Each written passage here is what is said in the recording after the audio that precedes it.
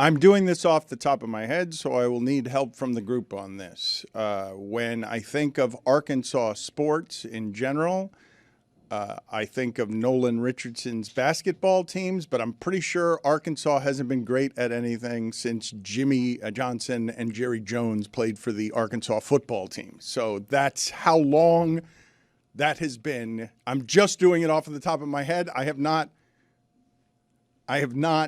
looked up the resume of Arkansas, but off the top of your head, give me the Arkansas teams. It would only be basketball, right? Football hasn't mattered in Arkansas in a minute.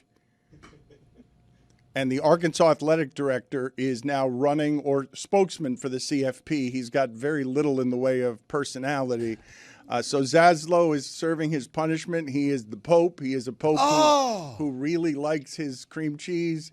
And he is a Chicago White Sox fan. It is a good outfit. What is the answer to my question? Off the top of your head, any of you. If you're going to bypass the Arkansas Razorbacks men's basketball team, they had Darren McFadden, Felix Jones. They had a good run in football there in the SEC, and then Bobby Petrino got in that accident. How about a man named Jerry Jones? Ever heard of him? Have you ever heard of Steve Martin? Steve Martin was on it too. I mentioned that it's a long time ago because Jerry Jones and Jimmy Johnson are very old. They're both in their 80s, and so they played football. I want you to imagine, given the general frailty right now of Jimmy Johnson and Jerry Jones, Jimmy Johnson was a nose tackle. That's the last time Arkansas was good at football, but I'm going to make fun of this person. What is this person's name? I don't know how to pronounce Hunter his name. Yurachek. All right, let's play some sound here as they explain. He explains why it is that Notre Dame and Miami, even though they will have the same record at the end of the season if they both keep winning, and even though Miami beat Notre Dame when they played, why he's explaining that Notre Dame's loss to Miami is more impressive than Miami's victory over Notre Dame. Be in the field, we know they have to win the ACC to get in. How close is Miami and Notre Dame in terms of evaluation within the room? I think when you look, Reese, at Notre Dame and Miami, we really compare the losses of those two teams. Miami has lost to two unranked teams. Notre Dame has lost to two teams that are ranked in our top 13. And so we really haven't compared those two teams. They haven't been in similar comparative pools to date. But Miami is creeping up into that range where they will be compared to Notre Dame if something happens above them. I will continue to request of the audience and people who listen to this show for the last few years, when invariably they did a made-for-television event for this very reason, trafficking on America's #1 addiction, which is just outrage. It's just arguing. That is the greatest sport we have going right now, is argument. And so I will continue to compare it to boxing. I don't love that boxing has 3 judges and that's how you decide the winners. I've never loved it, but that's what college football is. You can use your computers, you could use your committees. They're not deciding things on the field. They are deciding things with a bunch of people being judges. And so understand that it's made for television gymnastics. Like, that's what it is. I understand that it's college football, but it's gymnastics. They're not making the decisions based absolutely on merit. It's not absolute in any way. It's this guy haunting Mike from behind because he is, as you said, a wet sock. He has no personality. If you're going to make something for television, entertain me, man. Yeah, get a charismatic lead. I think where I and most of the people struggle to follow is we went to this committee because we were upset with the computers because they weren't taking head-to-head into account. And they outlined these criteria, and the criteria shifts year to year. There's no consistency. Last year, they underlined quality wins. This year, they're saying when you compare Miami, you compare the quality losses. Comparing quality losses is a tiebreaker in the event the two teams don't play head-to-head. Why are we bypassing that? And also, if I'm let's set my Miami homerism aside for just a second. It's hard to do. I'm setting it aside for now. You're cloaked in it. Sometimes it feels like you're drowning in it, and it's only your lips underneath the ocean of Miami bias. So they established the criteria. Notre Dame and Miami, we can't even compare them because Notre Dame is in a different tier. BYU is ahead of Miami. BYU has one loss. BYU has a win over Utah, which is ranked just below BYU. It's a better win than Notre Dame has, which is USC. They have one fewer loss, and their quality loss is to Texas Tech. They have one loss. Yeah, but Notre Dame has two. So establishing the criteria. So if I've established that criteria, why in the hell is Notre Dame ranked ahead of BYU? I got a better question. Why is Miami ranked ahead of Georgia Tech? We're the best team in the ACC. Why don't we have that spot? You lost to NC State. They put up 48 points on you. NC State didn't cross the 50. I hear you. The good news for you is you have everything in front of you. You can play your way into the ACC championship game. You're arguing with a wall. And you'll be there. Like, everyone understands that. I would look at those CFP. I'd say it's a joke. Oh, cool. Like, I care. I'm with you. And they're going to get in if they win the ACC. Like, it's not an issue. I'm with you, by the way. I'm just saying, we're going to have an ACC team in there. Why don't we have the current ACC leader? Let me answer Mike's question when he says, why is BYU with one loss ahead of Notre Dame? Because behind Notre Dame. The reason for that is because this year, for whatever the reason is, they're measuring the losses. And but I just told you But BYU got dragged by Texas Tech. It's the way they lost to Texas Tech. It's that it wasn't a close game. Notre Dame. That's the number 6 team. And they have one fewer loss. Yeah, but yes, it's the number 6 team, but they lost by 1,000,000 points. They lost by 3 scores, and it's one loss. It's one loss, and it's a quality one.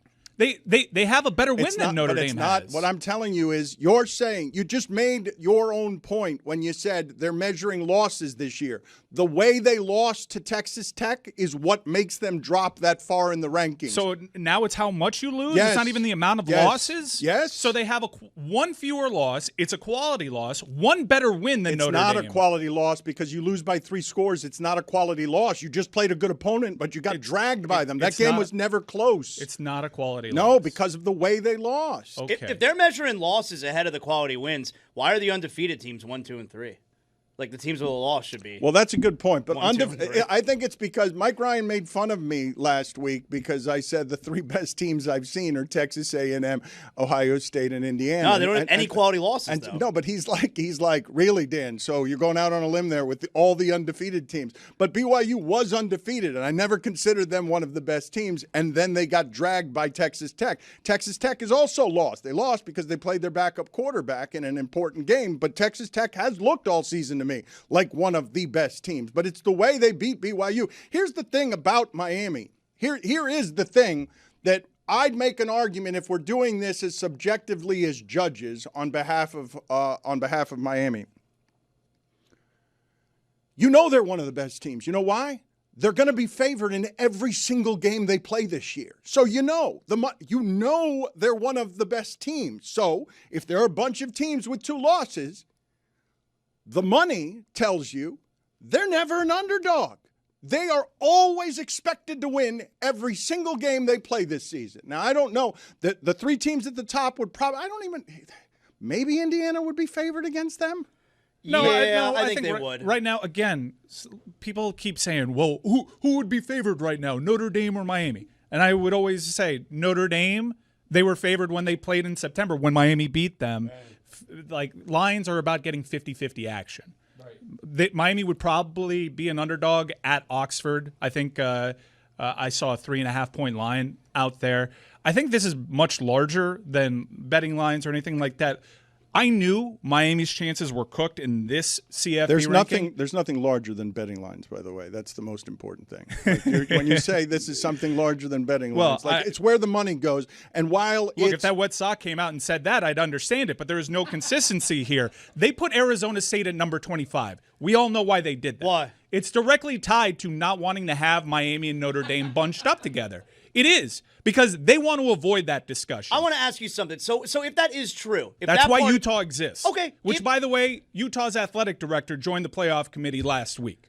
Okay, if that part is true, that's why they want to have them number 25, do they have that discussion in the room, or is it like an unspoken thing where they all know, hey, like, we're just going to do the thing, which will... Well, one of the people having the discussion is the aforementioned athletic director at Utah. Arizona State got ranked number 25. Arizona State represents Utah's best win. Utah's best win came against Arizona State, who was playing Jeff Sims at quarterback, not Sam Levitt. Arizona State is behind both Louisville and SMU. If you look at others receiving votes in the AP Top 25, they're behind SMU in the coaches poll. Both SMU and Louisville are unranked, and I've heard for 2 weeks how this is a bad loss. The SMU loss is a bad loss, even though SMU was a CFP team last year and has one ACC regular season loss since they joined the conference. I keep hearing it's a bad loss. So what do? How do we juice this Utah ranking? We rank Arizona State even though they have no business being ranked here. Arizona State has zero business being ranked. They're behind the two teams that Miami lost to in all the other rankings. I hear what you're saying, my son. The idea that we're throwing this in the lap of judges and you're bouncing past what I'm saying about betting lines, when it comes to the judgment of money, Miami will be favored in all of its games. That means you think they're good. You're not doing that with more than 12 teams in the country. They're one of the best 12 teams in the country based on how it is the money would decide when you put them against people. The reason the SMU loss is viewed as a bad loss is because they were an 8.5-point favorite. Right. Notre Dame was I think it closed at 6.5-point favorite to Texas A&M. I guess the difference is 2 points there. Look, Notre Dame is a really good team. I understand this. Why does everyone love Notre Dame so much? I understand why Notre Dame is a good. Serious. You're saying that? Yeah, that's all. The They Pope they is have- saying that? Look, The Pope knows why everyone loves Notre Dame so much. What do you mean? I'm trying to be fair, my son. Amen. I would love to hear the Pope rip Notre Dame. Notre Dame has gotten fat off of a flat track. I mean, Notre Dame's third best win is probably Miami's third best win. It's both encapsulated by NC State. I mean, they were up 10-7 on NC State at halftime. But Notre Dame is a really good team. I'm not arguing that Notre Dame should be out of the CFP. Only they should be out of the CFP if Miami finds itself out of the CFP, because they're either both in or just Miami's in. I've asked this question before on Cinephobe, but does Notre Dame have to kick back to the Vatican like a little taste of the action? Put it on the poll, please, at Le Batard Show. Does Notre Dame have to kick back to the Vatican a little taste of the action? And I hate Notre Dame. I'm going to move off of this subject. If you want more Mike Ryan on University of Miami outrage, there is a bubble that he lives in. He is a co-owner of an afternoon delight that he's going to be partaking in. Are you going to do a 7-hour outrage special today? We have Kane's Insight today. D-Money, Peter Rees, and myself will be on live on our YouTube page, youtube.com/@official Kane's Insight at 1:30 if you want more of this. We have Jess joining us later today. That's a losing proposition for me. I really don't want to do that. But she'll be joining us. I will just tell people that if they want more of this, that's where they can get it. But it is something I've been lamenting. Like, I really do remember on Highly Questionable when they broke out the whole idea of committee, weekly announcements, made for television event. I've been complaining, how long they've been doing this now, for more than 5 years, about like the stupidity of, we're really going to do this in November where we're just going to fill the work week with talking about arguing about what judges think about things that are subjective when the teams actually play. And the way that we do meritocracy in sports is you play, you win, you get to keep playing games. Unless it's Inter Miami, then you take a month off. So to be clear, nobody here will even deign an answer whether Notre Dame has to kick back to the Vatican. It doesn't appear like anyone here has an answer, so we've just thrown it out to the audience. I don't think you gave anyone a chance, to be honest. You Okay. kind of said poll, and then you just All right, switched go the topic. ahead. All right, let's Anybody see. have an answer? All right, let's see. Pope, do you got an answer? Don't worry about it, my child. Okay, I like that answer. My fellow Catholics over here in the back row, you guys got an answer? Catholic conspiracy, count me out on that. I'm Christian, but yes, I do believe that there is a little bit of kickback back to the Vatican. Like it's tied in. Dan, you haven't weighed in yet. Because I don't think it's a good question. I thought it was a question that shouldn't have gone answered. I didn't think that anyone had anything. It appears I was right. Well, I guess we could just go back to arguing about the rankings for things that don't matter for another month. They matter, though. Like, this is what I hate about this, is it does matter. It does matter. Like, if this is all just setting the table for Miami to handle its business in November, something that they struggle to do, something that I am concerned about them doing because history is my guide. But if we're just setting this up for Miami TC being the next 2 weeks, looking the way that they've looked since they fixed their offense, then you're just going to pull the rug out from Notre Dame. And that ain't necessarily fair either. I think we're looking at this in a weird spot because we used to have a system that would take out the human element. Now, Talk about it. Okay, now We're taking it into account. Let my boy cook. The polls were a huge part of the criteria. agree. of But the what did we BCS. take out? What did we take out? Computers. The computers. Okay, AI is in such a good place now. We are so above and so beyond anything that we could even imagine. We need a robot to be part of the committee. All of a sudden, AI. You put ChatGPT, you put Grok, you put whoever you want. I Gemini. love It doesn't this. matter who it is. Who's Gemini? You'll find out about that. I don't buddy. know that I thought you fool. see everything. It's an American Gladiator. I'm gonna tell you something. Grok will have FIU in the rankings.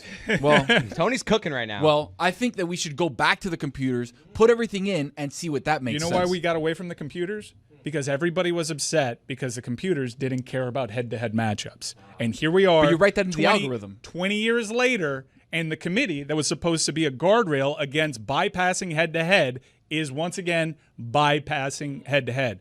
You can look up what the BCS rankings would be. Miami would still be behind I Notre hear you, Dame, but I'm and saying- everybody would be upset about this. You write it into the algorithm that it spits back at you. Hey, consider head-to-head as an important thing. The algorithms are smarter now. Ask a Back then- follow up. Hey, did you consider head to head? And then they give you a new answer. Back then, it was just like, put in calculation. It's like beep, boop, boop, beep, out, beep, beep. according to my calculation. Now it's like having a Sophisticated, conversation with exactly you. right. Say, hey, Mike. Well, here's the deal. That's how it would answer. It would be like, hey, Mike. So here's the deal. You know, Miami. I know they beat Notre Dame, and that should count as a lot. But that happened at the beginning of the year. Things have happened since then. Plus, you guys have some pretty bad losses. They're not bad